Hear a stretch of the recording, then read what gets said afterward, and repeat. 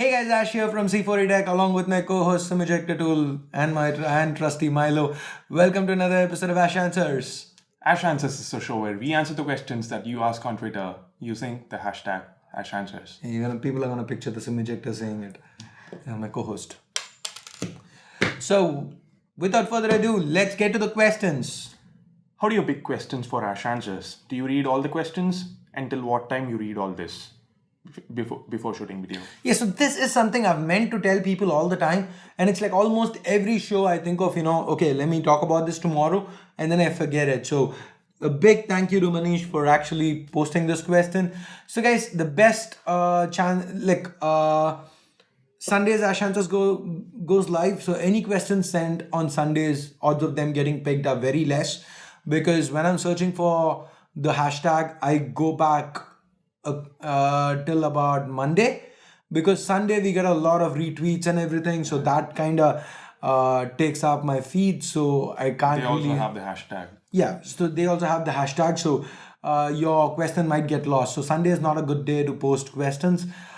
Any day between Monday to Saturday works, but later on Saturday it depends on when we are shooting. So today we are shooting it at 5:30, meaning the last question I picked probably was something that came in at around 1:30, 2. So anything that came in after 2 till Monday morning, I'm not going to be seeing those questions. But if we are shooting, more often than not, we end up shooting very late on Saturdays. So then anything that comes in by till 12 at 12 midnight, that's like almost early morning Sunday, might get picked. So there you go. Is the Mi Mix 2 a practical buy or the OnePlus 5? Also, Pixel is available for 33,000 rupees. Yeah, so forget the first gen Pixel, probably forget that. It's going to be Mix 2 versus OnePlus 5, as long as brand value is not important, as in Xiaomi and OnePlus are good brands, but still it is no Google. Mix 2 are exactly. Check that out. I bought OnePlus 5 and OnePlus 5T is about to launch. Do you think I made a huge mistake? Oh no, okay, yeah.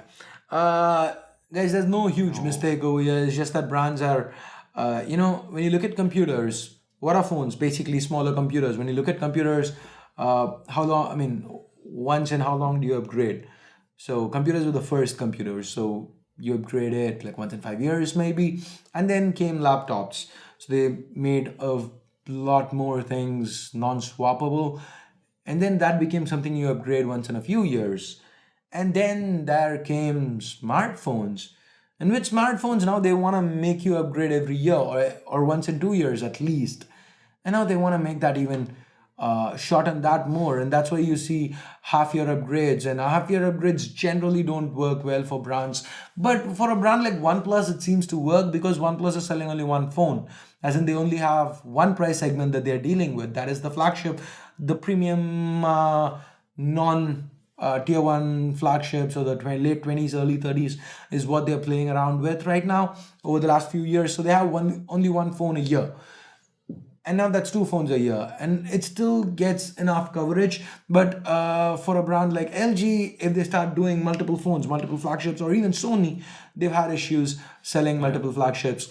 Yes, the V30 has been relatively well received, but again, it's not moving huge numbers. So that's it. End of the day, technology is moving at the same pace that it is. So for somebody using an 820 today compared to an 835, you really aren't missing out on a lot. Yes.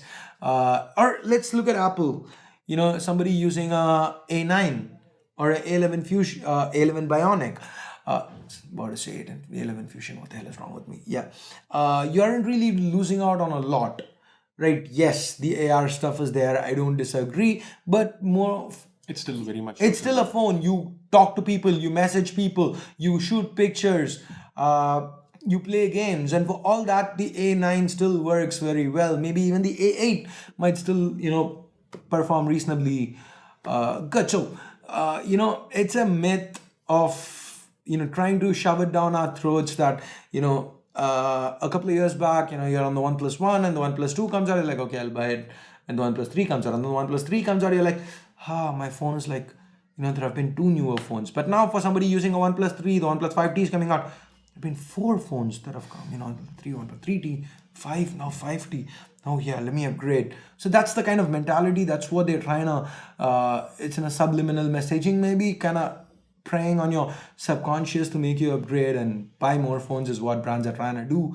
So and here we are not even talking about different gen processors. It's the same same chip. So last time it was a marginally better chip. Yeah. This time it's like the same chip but better exteriors, whatever. So anyway, if I bought a OnePlus 5, I'd be pissed that the brand is launching something so quickly. But then again, I wouldn't call what it did. No, I wouldn't call what it did a mistake. Yeah. Okay, because the fact that the OnePlus 5T might be a better phone does not take away from the fact that the OnePlus 5 is an excellent phone. The same way the OnePlus 5 existing does not take away from the fact that the OnePlus 3 or 3T are still excellent phones. That's it. Long explanation, but then short conclusion. Your thoughts on Razer phone? #Milo. Yes. Razer phone is something I'm excited about, but sadly I don't have the funding to actually import it right now. So I wouldn't be getting my hands on one. But then again, 120Hz display, whatever I've been seeing on other people's videos, it's got me quite intrigued. It looks really smooth. And I love how the Pixel 2 XL feels. I've been using that, playing around with that for a bit. And in fact, I actually did a review in progress for it. Here's a card to that. Do check it out if you haven't yet. In all probability, you haven't yet because nobody watched that video. Anyway, coming back. So Razer, it's a phone that's aimed at gaming. One thing I really like about it is those big speakers right up front, stereo. That's again something I love about the Pixel 2 XL. And similarly, it's got the 120Hz display. The cameras, nobody's really talking about it. I don't know, it really can't be mid-range bad. It's got to be at least reasonable. So comparable to flagship cameras. It doesn't have to be comparable to flagship cameras. Even if it's like mediocre, as long as it can. The specs are good. I know, but it's not the focus. Nobody's really talking it up. So assuming it's not great, it should still get you reasonably good shots under good lighting conditions. And I'm fine with that. It's a Quad HD display, 120Hz, Snapdragon 835, 8 freaking gigs of RAM, along with 64 gigs of storage, expandable, if I can recall correctly. Fingerprint scanner to the side, I'm not a big fan of. I didn't like it on Sony. I highly doubt I'd like it here because that makes it really awkward. I don't know.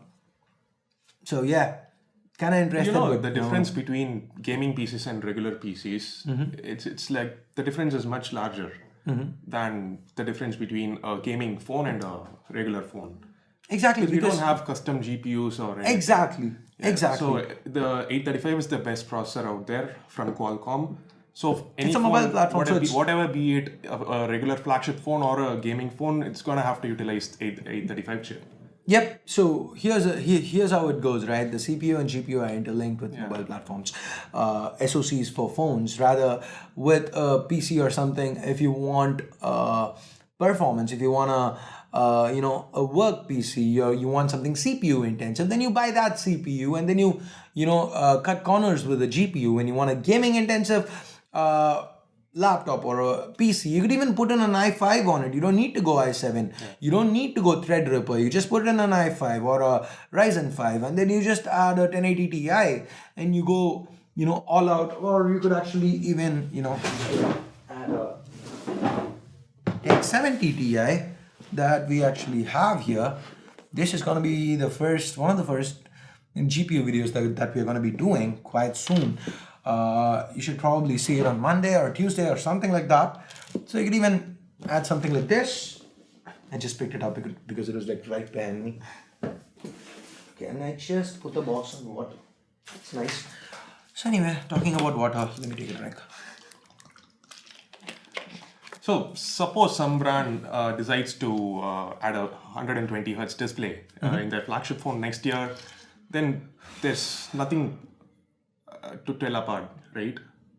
There's pretty much no difference between a flagship phone and a gaming phone. No, over here the fact is, for gaming purposes, they've gotten a 4000 milliamp hour battery. All right, they've gone with Quad HD, high res, high cooling refresh rate. They've gone with some unique cooling solution, stereo front facing speakers.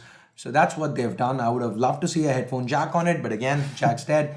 So yeah, that is what it is. You don't see with a PC you could go with a higher graphic card and like compromise on CPU for a gaming PC. You can't really do that with phones. So there's not really a lot of room to play with regards to gaming phones and whatnot. But then this is as much as a brand can do to get us a gaming phone. But sadly, though, the freemium model on Android means you really don't have a lot of good games. As in, you have great games, but it's all on the freemium model, so you don't really get a console-like experience. Though theoretically, Android can support it. You guys make great content every time. iPhone X has been bought, reviewed. Fanboy has no excitement on this. Who's the fanboy he's talking about? I don't know. Who is it? Milo.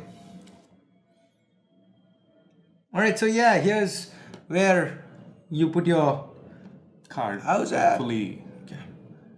Yeah, so this video should go live today, as in today by Yesterday. when you're watching it, it's yesterday for you. If you haven't watched the iPhone 10 unboxing yet, there you go.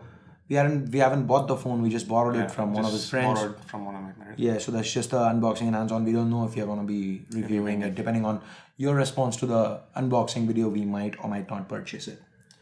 When are you guys shifting to your new 3 to place? 6 months. 6 months probably. Let's not even say 3. 6 months.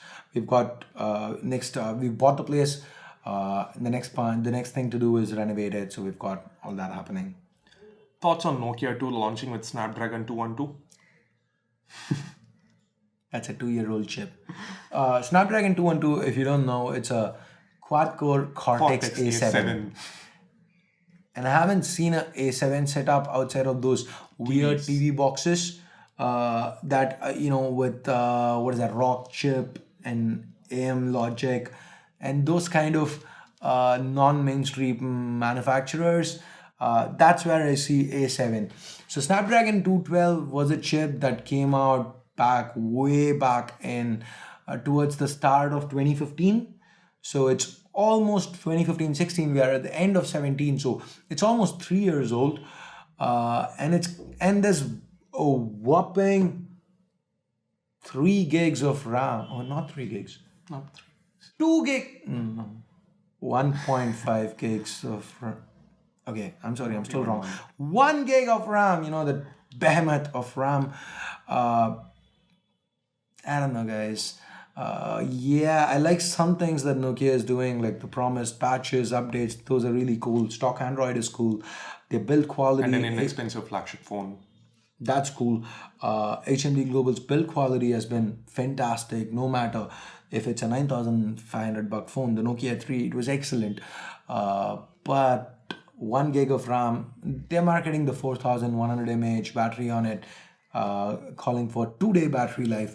And here's my response to it, right? If a Snapdragon 212 with a Cortex A7, which is nowhere close to as power efficient as a Cortex A53, with a Cortex A7, if that can provide you 2 days battery life with a 720p display and a 4100 milliamp hour battery, what is a Redmi with a Snapdragon 425, which is Cortex A53, 425 on it? I don't know, whatever, Redmi 5A, Redmi 4A, Redmi Y1 Lite, Redmi 4, Redmi 3, whatever, with all their quad-core, octa-core, whatever, with 720p panels, with again the same 4000 milliamp hour battery. The Y1 Lite was not 4000, that's why I didn't go there. They could also be termed as, 2-day battery life. So it's kind of meh over here.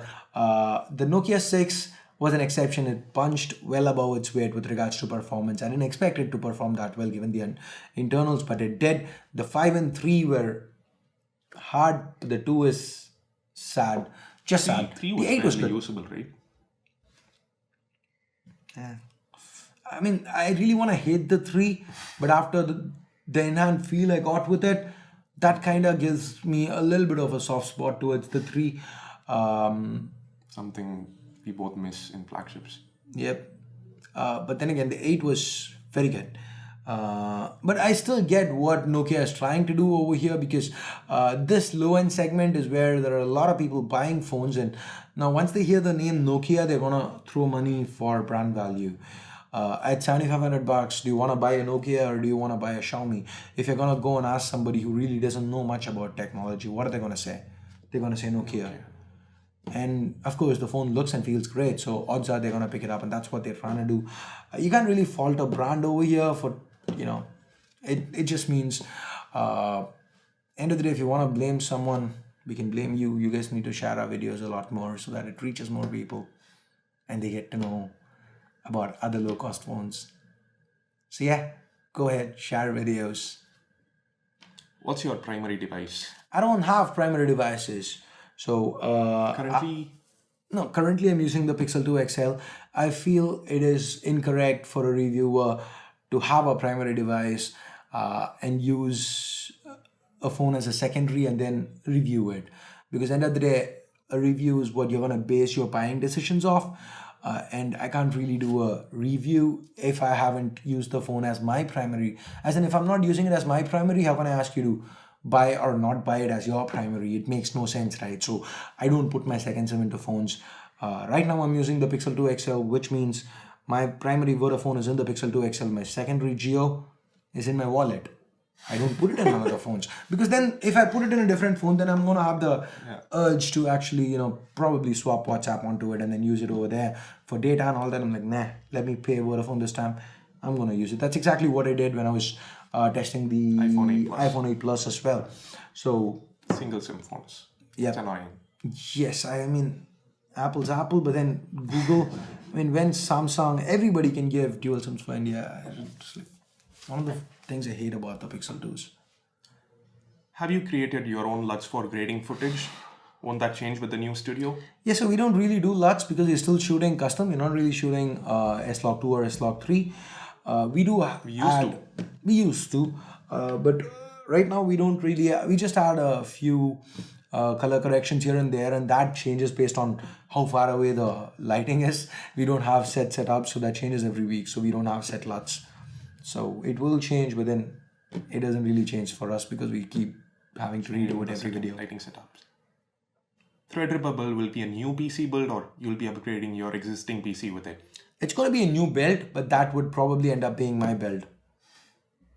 And there's a hashtag Milo discriminates there. You aren't going to replace anything from your current PC? I don't know. I might push my Intel NVMe onto it. Okay. And RAM? Probably not, because I only have 64 on this. Okay. I might split that into 32. If I don't have the money to spend on RAM, I might just do 32 on it and take half of the RAM over here and stick it in. GPU, again, I'm kind of, I don't know, I might get a 1080 Ti or a Vega 64. 1080 Ti is superior. Or I may just rip his GPU from his home PC and put it in my existing rig and take my Titan X. It's nowhere near the perfect. Take my Titan X and stick it in here. Mine. My Titan X into the Threadripper. Okay. And your GPU into the 5960X. Why would you do that? Because I don't know how to buy a GPU then.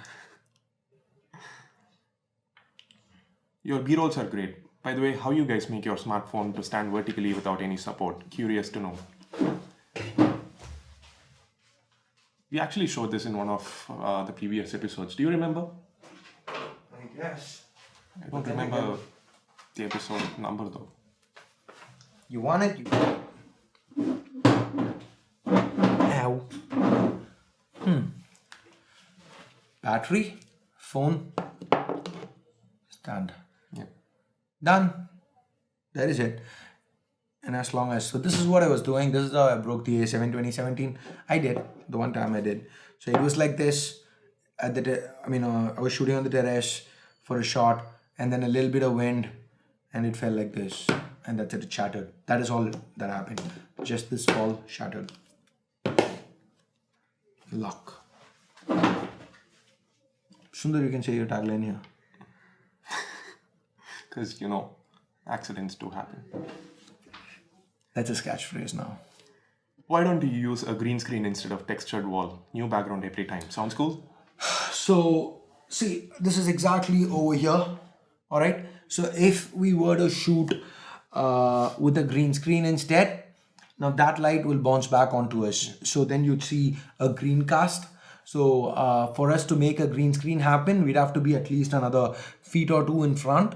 The camera is already as far away as it can be, because behind this camera, there's just a wall. so we can't push the camera any further back. Then we'd have to go wider, shoot wider. When we shoot wider, the green screen, this wall is only 10 feet long, so it would take up even more space, and then we'd cut past the green screen, so that wouldn't work either. So we just, long story short, we don't have the space to do it over here. I am allocating a green wall. I don't know if I'd use it because keying is still something I have done it in the past, but I wasn't really good at it. But we will be experimenting with green screens in the next 6 months once we move to the next place. Pixel XL at 40,000 rupees or OnePlus 5 128 gigs at 38,000. Priorities, performance, battery, camera, updates. I'd probably go OnePlus 5. Yeah, camera would be mixed. Updates would be Pixel. Battery would be OnePlus 5 probably. Pixel might have a minor edge, but then OnePlus 5 charges faster. Yeah, Performance would be OnePlus 5. Cameras again, even if Pixel outdoes the OnePlus 5 in 1 or 2 scenarios, OnePlus 5 will hit right back with the portrait mode and all that. So the better device between these two would be the OnePlus 5. Yeah. And those are not all the questions.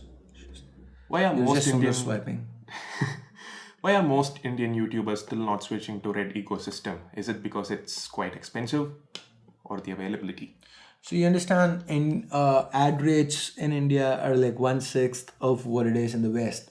So which means we make a lot less money. And of course, so again, here's something. This is something I actually replied to somebody on Twitter, like did a whole post on notebook on a notebook on Notepad, and then screenshotted it and tweeted it out. So here's the difference between Western YouTubers and Indians.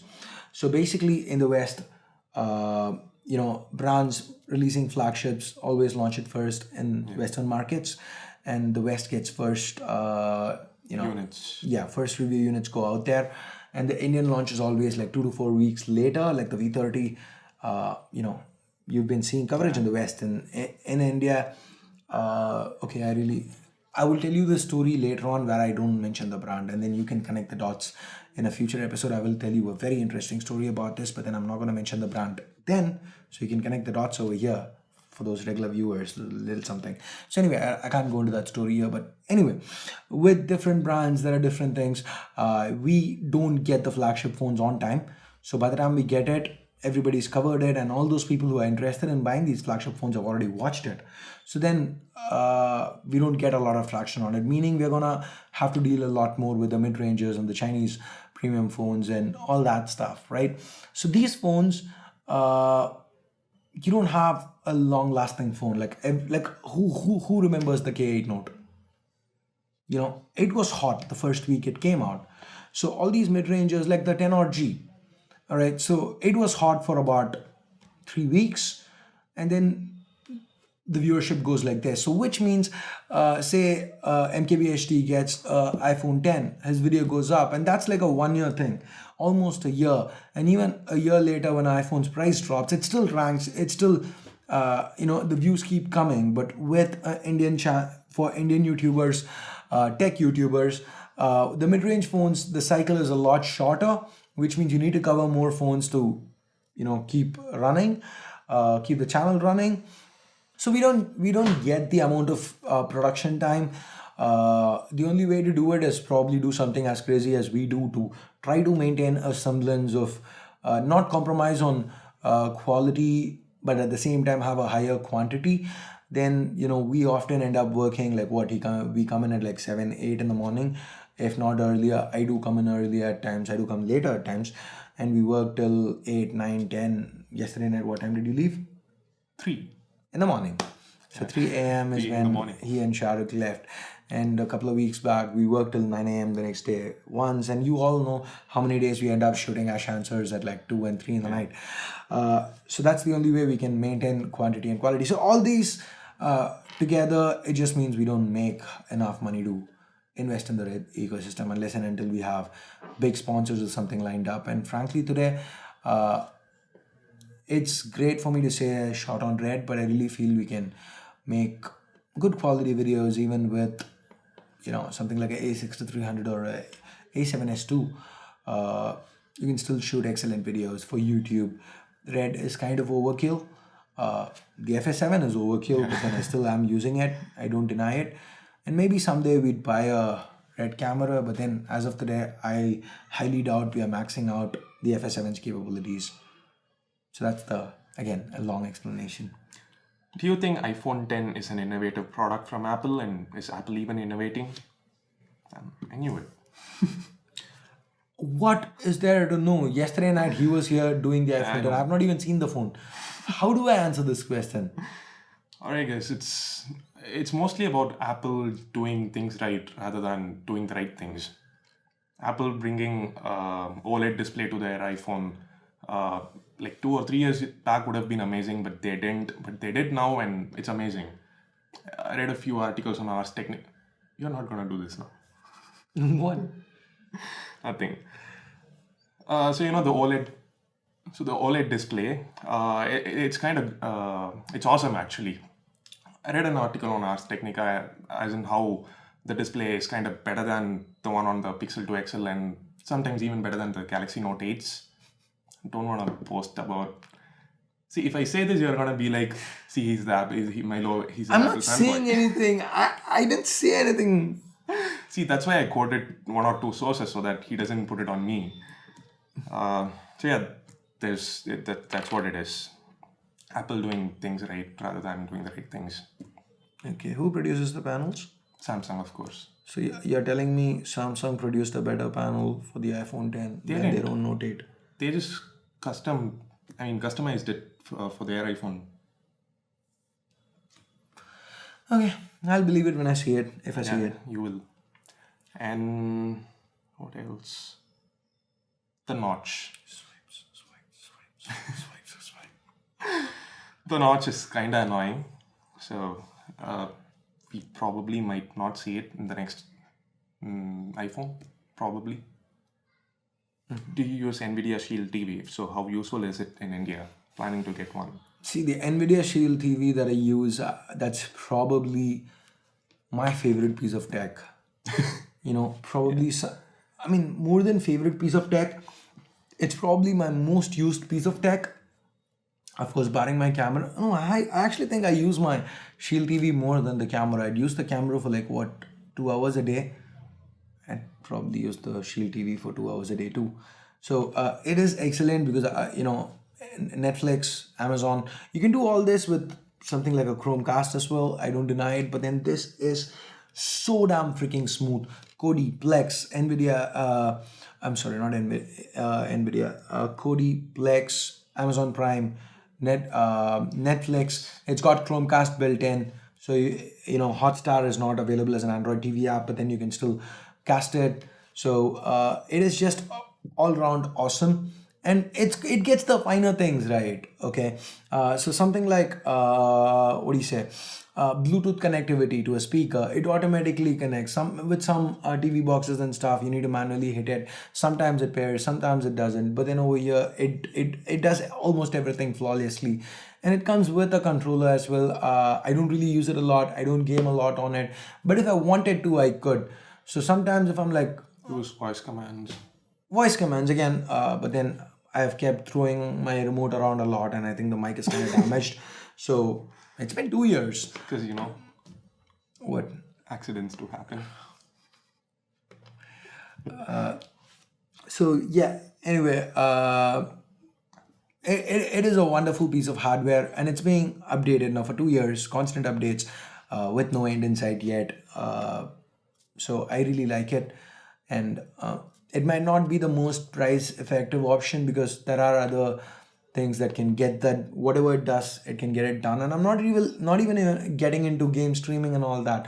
I found that a little gimmicky because I would rather play, I understand I could play it on a bigger screen on my TV, but I'd rather play game on my, monitor itself because the input, there's a little bit of lag. He has a Titan X, now a 1070 Ti, he has PS4 Pro. The Ti goes back to Nvidia, dude. Okay, fine, you have the Nintendo Switch. No, Why would you even try gaming? No, it's like using a PC and you can stream it to the TV. Yeah, I know. So a PC exclusive title, you can still stream it to your TV and using play, but then there's a tiny bit of input lag. Again, that might have been fixed because I tried it when I bought it like 2 years back, and it worked, but then I lost interest because of the tiny bit of input lag. And I think we did try Resident Evil 7 on it sometime later, and it did work, but then most of the times somebody's using my PC and it would tie up your PC, and I haven't used it. But then it is a great piece of hardware.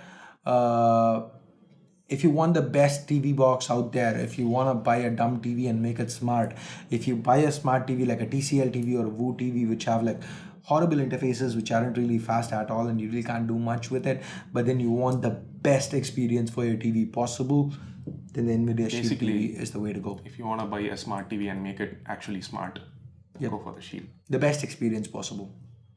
Coke Zero or Diet Coke? Either one works, dude. Either one. I really am not picky. Pepsi, Black, anything. Yesterday was the day when a lot of us faced the crisis. WhatsApp was down. Did you face any crisis because of it? #Malo. 30 minutes down. Not really a big deal. I didn't even know.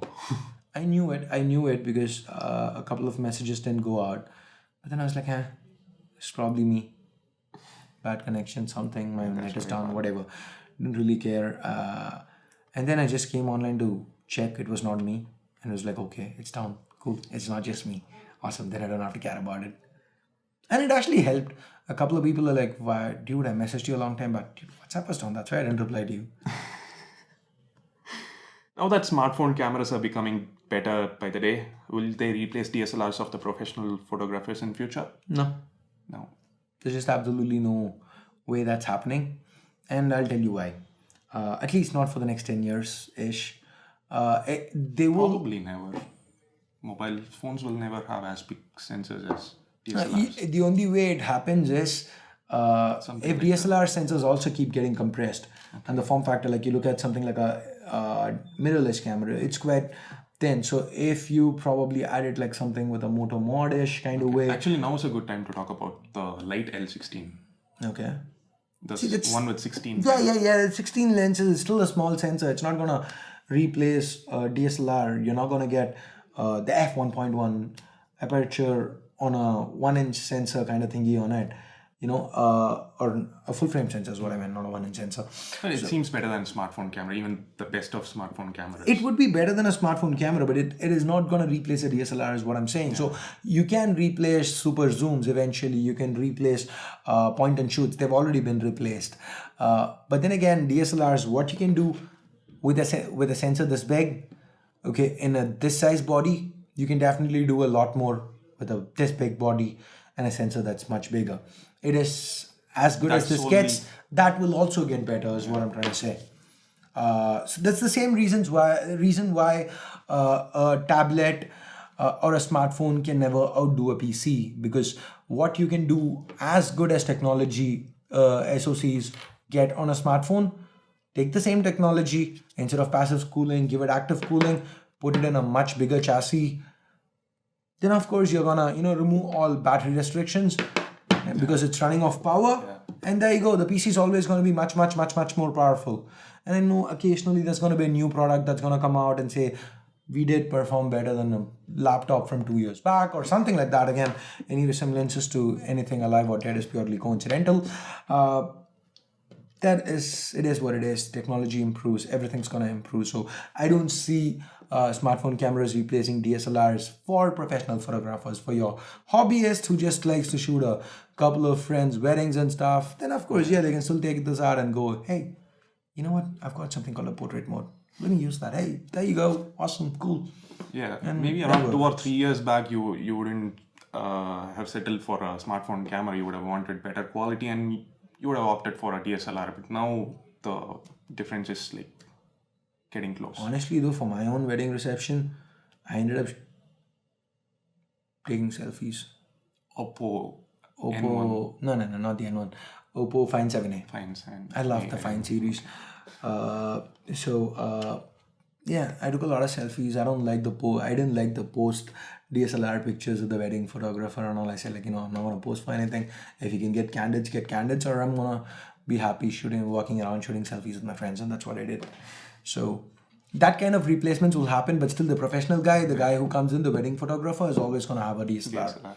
So that's how it goes. Or a mirrorless. Mirrorless is acceptable. And those are all the questions that we picked for today's episode of Ash Answers. And by we, I mean me. So, if you did like this video, go ahead, give it a thumbs up. If you hated it, vote it down. If you guys do want to see after Ash Answers, want us to see, Sundar is not going to be there. Why? Because he doesn't want to do after Ash Answers. He doesn't really care about the show. But if you do care about it, let me know. I try to do it by myself, or I'll try to get Harrison. This is a more refined version of the other part. So I guess that's it. Hashtag poor Ash. You can, post a comment and thumbs up and all that. So thanks a lot for watching. Till next time, this here is Ash along with my co-host Sundar. Leaving for the moment. You didn't do the head shake. Leaving for the moment. You went the other way. There's a small Easter egg in the iPhone 10 unboxing. Okay, you did leaving for the moment with the head shake? You did? That would be awesome. Not exactly. Okay. Just watch it. Okay, go. Leaving for the moment. Have a nice day. Hey guys, Ash here from C4E Tech along with my co-host Sundar. And where is my ejector tool? My co-host Sundar who forgets to clear things like this. It was right in front of you. I know, but you were supposed to set things up. So of course they're gonna have to reshoot that intro. And you know what guys, today is Saturday. Okay, for you it's Sunday, for us it's Saturday. Saturday is when we're shooting Ash Answers. And that means this is the day that our air conditioner doesn't work. So welcome to another sweaty episode of Ash Answers.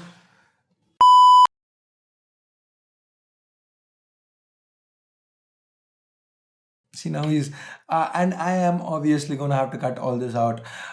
You probably don't know what I cut out, but then if I air it, he refuses to come into work on Tuesday. So anyway, guys... Did I ever not come on a Tuesday? Okay, let's air that part then. No. Let's not See, there you go. I rest my case.